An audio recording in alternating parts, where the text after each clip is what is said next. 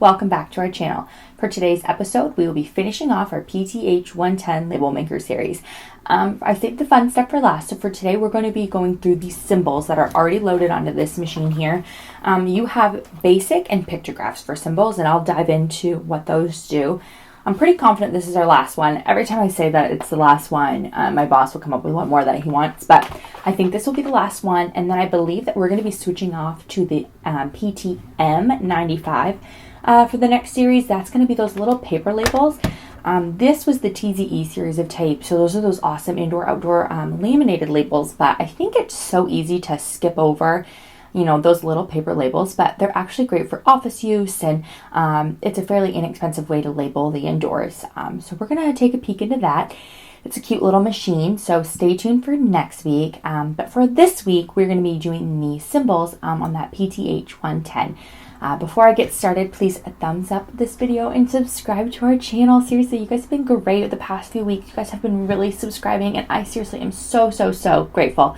So please subscribe, and then you won't miss out on what we do next. Okay, I'll stop begging. Let's get started.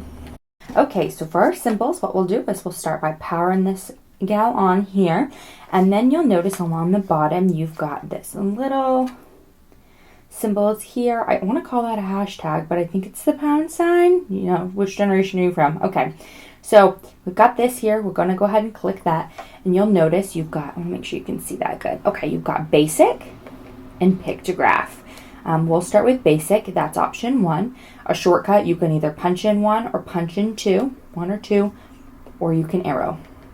I'm going to arrow, and we're going to hit OK. Now for punctuation, you have 8 options. Obviously, again, you can arrow through. So you'd have punctuation, mathematics, brackets, arrows, units, Greek letters, numbers, shapes, so on and so forth. Now, a shortcut, you can write this down. You can, I'll put a little chart right here. So what you can do is write this down, or, a way to remember it. Punctuation, a shortcut, you can hit the space bar and it would take you to punctuation.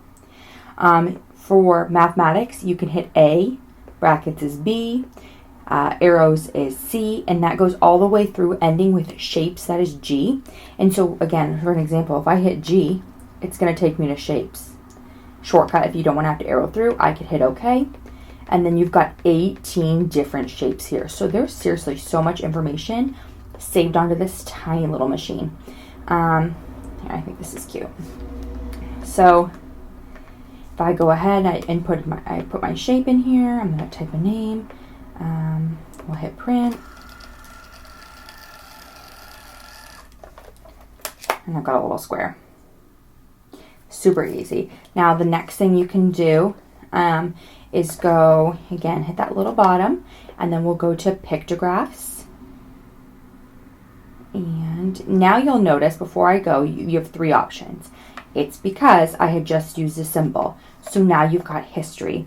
And I believe with the history, it will save up to your last 7 symbols that you used.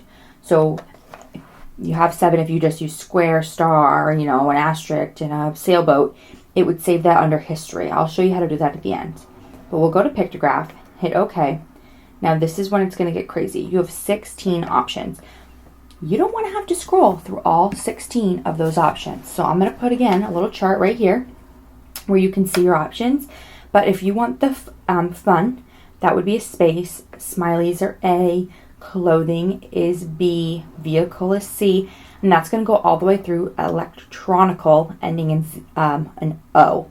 So if you wanted that, you would hit an O. Let's go school. We'll hit the K, and that's going to take us to school, option 12.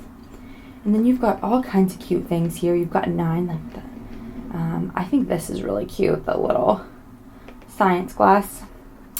And let's just say we want to print that by itself.